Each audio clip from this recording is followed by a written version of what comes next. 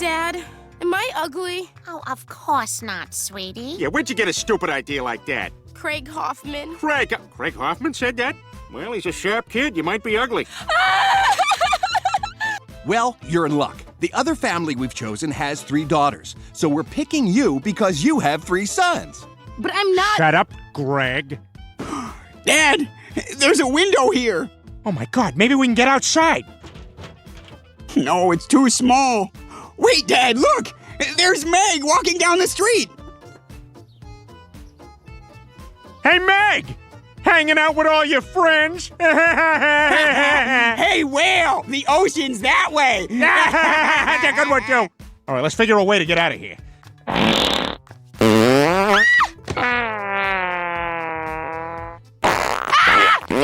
Get away from me! Oh, Peter's friends are coming to get you. Peter's friends are coming to get you. Here comes Peter's friends. They're coming to get you.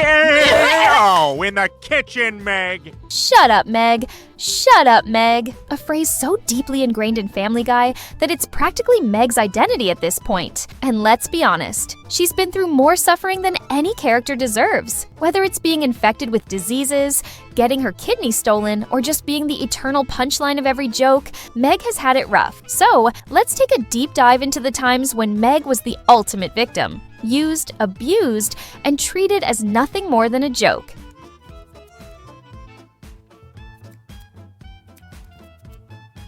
Hey, Meg. Proud of you. Number 10. Robbery fiasco. The Griffin household is under attack, and with robbers breaking in, the entire family takes shelter in a panic room Peter built, fully equipped with monitors to watch every inch of the house. But when it's time to call for help, guess who gets volunteered for the job? Wait a minute, that's a great idea. If Meg can get through the vent, she can sneak out and go get help. And because nothing can ever be normal for her, the family decides to grease her up before sending her through the vents. Everybody spit on Meg. Stop! Stop! You got— Stop! Stop! Okay. Absolutely disgusting. Once she's forcefully shoved down, things go from bad to worse. The robbers immediately catch her, and they mistake her for a boy. We have your son. Meg's our daughter. Honestly, not surprising at this point. Even we get confused sometimes. Instead of begging for mercy, Meg, desperate for any kind of affection, offers herself to the robbers. No sale. Come on! I'm pretty! Are you okay? Yeah, I was so scared. Not only do the robbers turn her down, but they actually sue her for sexual harassment. Unfortunately, they're pressing sexual harassment charges against your daughter. Yeah, Meg Griffin, rejected and legally pursued by criminals. Getting robbed is one thing, but getting sued by your own kidnappers, that's a level of humiliation only Meg could achieve. Yeah, you're the new me! Shut up, Meg. Number 9, sibling shenanigans. It's Halloween in Quahog, and the whole town is dressed in their spookiest costumes. Meg and her friends are buzzing with excitement as they head to a party, because apparently this is the one rare occasion where Meg actually gets invited somewhere. We are so gonna hook up! I think we look hot. Totally hot. Ugly bitches! Moo! The party kicks off, and soon enough, it's time for a classic teenage tradition. Spin the bottle, get paid. All right, let's go make some white water. Meg takes her turn, and luck finally seems to be on her side when she lands on a guy dressed as a transformer. They disappear into a closet to, well, transform their relationship to the next level. But then, things take a turn no one was prepared for. You guys! Oh my God. Meg may be desperate to get paid, but this is a new low, even for a Griffin. Oh my God! Number 8, Peter clears his tab. Peter making a mess and Meg paying the price. Nothing new in the Family Guy universe, but this time, Peter really took things to an unforgivable level. When Peter discovered the magic of buying things on tab, he went all in. racking up a ridiculous bill at Mort's pharmacy. Wait a minute, what the hell's a tab? Does that mean I don't gotta pay? Well, not right now, but... Ah, sweet! Hey, while I'm at it, give me all these copies of Marie Claire. And because Peter can never do anything in moderation, he even launched his own gift card business. But of course, reality eventually hit. His tab spiraled out of control, reaching a whopping $34,000. What? Oh man, how am I gonna come up with that kind of money? Peter, I'm waiting. And when it came time to pay up, Peter did what any responsible father would do. He sold Meg to Mort. Are you out of your mind? You can't sell me, you fat son of a Whoa! Careful getting this fish off the hook, Mort. She's got some fangs. Mort's son has had a crush on her for a while, but she's always ignored him. Now, thanks to Peter's reckless spending, she had no choice but to become Mort's property. According to the absurd contract Peter signed, Meg was forced to kiss Mort, make Mort wear pajamas, and even plow the field. She was literally out there doing farm work. Being Meg Griffin has never been easy, but somehow she keeps surviving. And at this point, we can only hope she continues to do so. Get out, Meg! Get out of the kitchen! Go on! Get out! Out! Out! Out! Out of the kitchen! Go on! You get out of here! Number 7, Meg versus the bully. Everyone fears a bully, even I do. But true courage is standing up to them, and in Meg's case, her way of handling things was both inspiring and, well, very Meg-like. Yeah, I'll do that.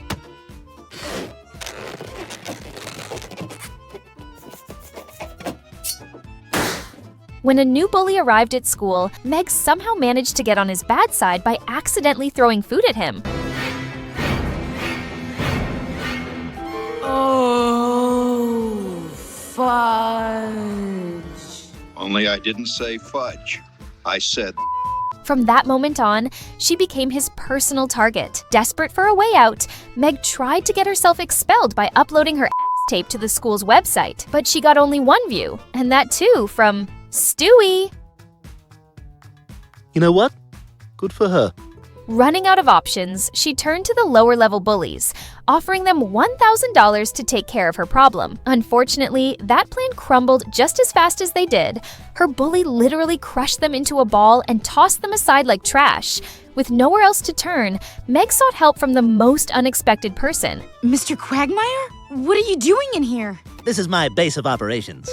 Mr. Quagmire, the girls' gym class will be in the showers in 20 minutes. Thank you, Shirley. After days of his intense, highly questionable training, Meg was finally ready to face her tormentor. Now, Meg, in order to get you into fighting shape, I want you to drink this glass of raw eggs. I don't see any yolks. Just drink it. And then, she got destroyed. The bully beat her so badly that she was somehow left both pretty and ugly at the same time. He punched her pretty! Oh, he punched her ugly again! But just when it seemed like all hope was lost, Meg unleashed her secret weapon, breast power. The sheer force of whatever was happening under her shirt was enough to leave her bully completely melted.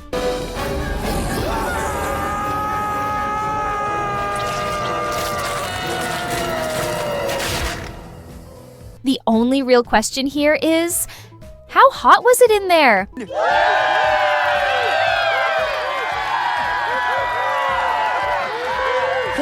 Not bad for a loser. Number 6, Mumps hits Quahog. The Griffins find themselves at a Star Trek convention, a place filled with diehard fans, questionable costumes, and of course plenty of nerdy chaos. The annual Quahog Star Trek convention, where once a year sci-fi buffs take their lips off the barrel of a loaded gun and spend half a day adjusting their eyes to sunlight. While wandering around, Peter spots a guy with mumps, but instead of recognizing a contagious disease, he mistakes him for a space alien. And because no Griffin moment is complete without Meg suffering, Peter forces her to take a photo with him. What a wonderful novelty photo this will make. Thanks so much, buddy. Hey, how'd you make that awesome mask? It's not a mask. I have the mumps. Meg, who wasn't vaccinated, ends up bedridden with a full-blown infection. As expected, her family's treatment of her is horrendous. She gets barely edible food, zero moral support, and is pretty much left to suffer alone. Meg, your mother made soup for you. Here you go, honey. Well, you know who does love you? The Lord. Here's your milk. But at least one person stepped up for her, and his way of getting revenge on Peter, a well-deserved direct taste of his own fart.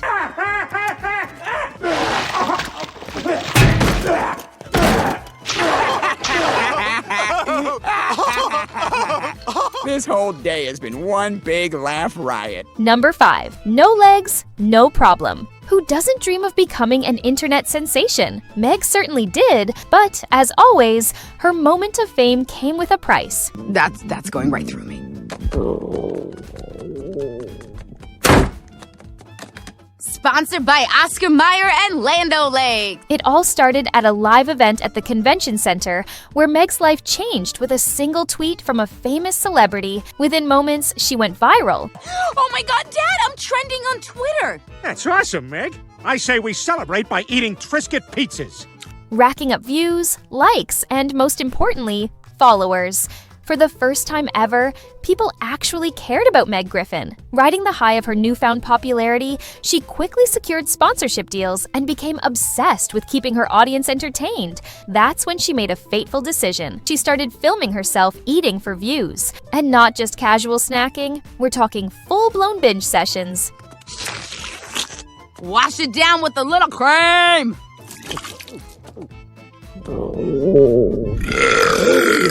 What started as an innocent attempt to stay relevant spiraled into something far worse.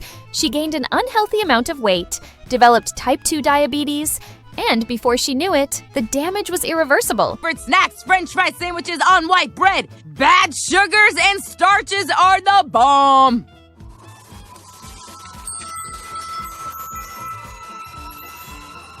Meg's feet are gone, rotted. I have a gift for knowing when something bad happens to someone's legs. Her condition became so severe that doctors had no choice but to amputate her feet. In the end, Meg learned the hard way. Fame was never meant for her, and unfortunately, neither were her feet. Is everyone okay, Principal Shepard? Mostly. We only had one fatality. An old janitor was crushed under the bleachers. Huh. Has anyone claimed his feet? Yeah, and has anyone claimed his mop? Number 4, lost a kidney, but found love. Meg's love life has always been a disaster. Either her boyfriends end up dead or turn out to be gay. But this time, she almost struck gold. Do you like Coldplay? Am I a dull white guy? Yes, I like Coldplay. God, Toby, I can't believe how much we have in common. It's like we were meant to find each other. It was Valentine's Day in Quahog, and against all odds, Meg managed to land herself a cute date named Toby. They went out for a nice lunch, and for a brief moment, it actually seemed like things were going well. But then, Toby drugged her and stole her kidney. That'd be neat.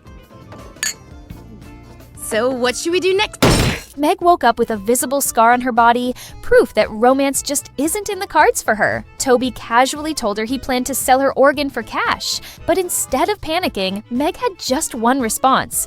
She didn't care about the kidney. She just wanted someone to spend the day with her. You also made a promise to me. You promised we'd spend Valentine's Day together. The whole day. And I'm not letting you break that promise. Well, I guess a deal's a deal. Okay. And well, kudos to Toby because he actually did. He spent Valentine's Day by her side.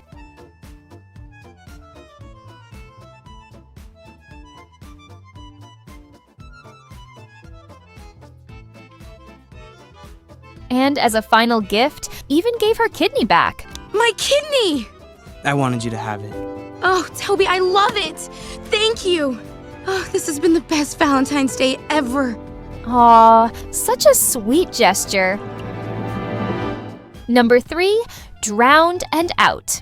A raging storm hits Quahog, and the Griffin house ends up completely flooded. Peter, instead of worrying about survival, sends Meg to swim underwater and grab him a beer and a sandwich. Hang on, Lois. There's a case of beer in the fridge. I can't leave that behind. Meg, you're a good swimmer. Go get it. What? But Dad! And for God's sake, do not be afraid to make me a sandwich while you're in there. While trying to complete her ridiculous task, Meg's shirt gets caught on the fridge, leaving her trapped. She passes out underwater and is later rushed to the hospital.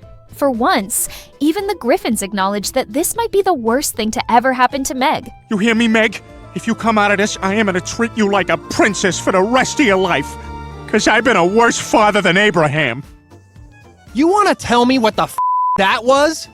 When Meg finally wakes up, she falls for her doctor, Michael, the man who quite literally saved her life. Hi, Michael. I'm Meg. Meg! Oh my God, Meg, you're okay! Oh, Meg, my beautiful daughter! Oh, things are gonna be different. No more will I treat you like some kind of alien. They start dating, and for a while, it seems like things might actually work out. But of course, their relationship doesn't last long, thanks to Peter. Oh my God, Dad! What do you think you're doing? Peter? Who Peter? I didn't say Peter, I said Dad. Oh. Have you been spying on us the entire time we've been dating? Meg, it's only because I want to make sure this guy treats you right and doesn't try anything funny. Later, Meg reveals she's pregnant. The news hits Michael hard, but instead of running, he does something rare for any man in Meg's life. Why didn't you tell me? I didn't think you wanted to see me. But this changes everything. I want to be there for you, Meg. I love you. Will you marry me? Yes! Of course! And Meg even gets to have a bachelorette party. Peter crashes the event dressed as a police officer, 100% borrowed from Joe's closet. A concealed weapon.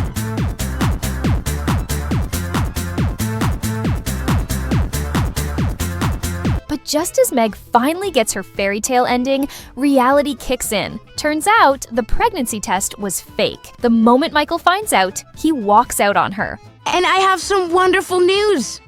I'm not pregnant. What?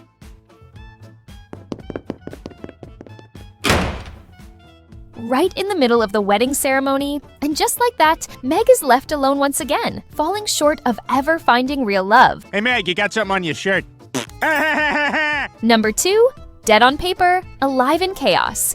They say brothers are just different versions of your father, and what Chris did to Meg here definitely proves that. It was just a regular day for Meg. Turns out it was skip day at school, and absolutely no one bothered to tell her, not even her own family, who were too busy having fun with a fake Meg. Hello? Mom, where are you guys? Who is this? It's Meg. Where is everyone? Well, this can't be Meg. She's with us here at the pier. Who was that? Someone who says she's Meg. Give me that. Okay, Meg, if this is you, what's your birthday? March 23rd. I have no idea if that's correct. Good day, sir. So, Meg headed to a bowling alley to enjoy her time alone. But then, news broke out that Meg Griffin had died in a car accident. Some random person who happened to have Meg's ID was the actual victim, but to the world, Meg was officially gone. Meg Griffin was an honest man, a kind man. A man who knew how... Oh, my stars. I have nothing. And of course, the Griffins reacted as expected. They held a funeral for Meg, and no one showed up. Kind of feel bad. There's nobody here. I know. We're not even here. This was the right decision. Absolutely furious at being so easily forgotten, Meg decided she was done. She left town to start a new life somewhere else. Meanwhile, Chris saw an opportunity. At school, he started milking Meg's death for sympathy and attention, and to his surprise, it worked. For the first time, people actually cared about him. Chris, here are the keys to the driver's ed car to use anytime you want. Wow, cool! And he loved it. I mean, this is the same Chris who once pretended to make out with his own mother when she was working as a substitute teacher, just to boost his popularity. So it's not exactly shocking that he'd take advantage of Meg's death too. But then, Meg called him. She was alive and ready to return to her old life, but Chris didn't want to let go of his popularity. So he kidnapped Meg and locked her in a warehouse to keep his popularity going. But there's something else. What is it? Let's talk about it in the van. Chris, what are you doing? Let me out! Sorry, Meg, but I can't let you come home just yet. I'm too popular now. Of course, no crime stays hidden forever. Meg eventually escaped and made her dramatic return right in the middle of her own memorial service, exposing Chris in front of everyone. What happened? He did this. Are you saying Chris saved your life? This calls for a celebration. All right, everyone throw confetti and ruin the janitor's weekend. And just like every time Meg is wronged, the same drill followed. Chris regretted his actions, said sorry, and the whole school and family instantly forgave him. Everyone moved on, everyone. Except Meg. Poor Meg. She really does deserve a better family.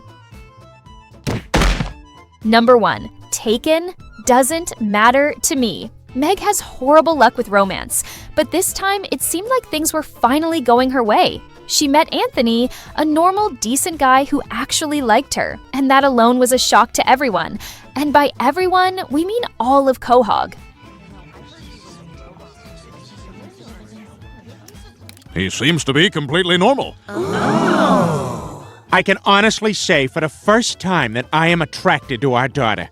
This must be what other fathers feel like. For once, Meg was in a stable relationship, but while the rest of the town was surprised, someone else was jealous. Has anybody ever told you you're pretty enough to be a movie star, Mrs. Griffin? Oh, my goodness. Well, I don't know about that. Penelope Ann Miller, Nancy Travis. Now, those are movie stars. Lois, for reasons beyond logic, wanted Anthony for herself, and when Lois wants something, she gets it. She convinced Meg to go pick up her grandfather from the airport, forcing her to leave Anthony behind. And while Meg was out doing her daughterly duties, Lois made her move. Can I kiss you? Let me ask you this. Do my gray hairs bother you? What gray hairs?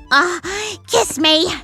And just when things couldn't get any worse, Meg walked in on them. Imagine that. Your one normal boyfriend stolen by your own married mother. Yikes. I need to go check on my boyfriend as well.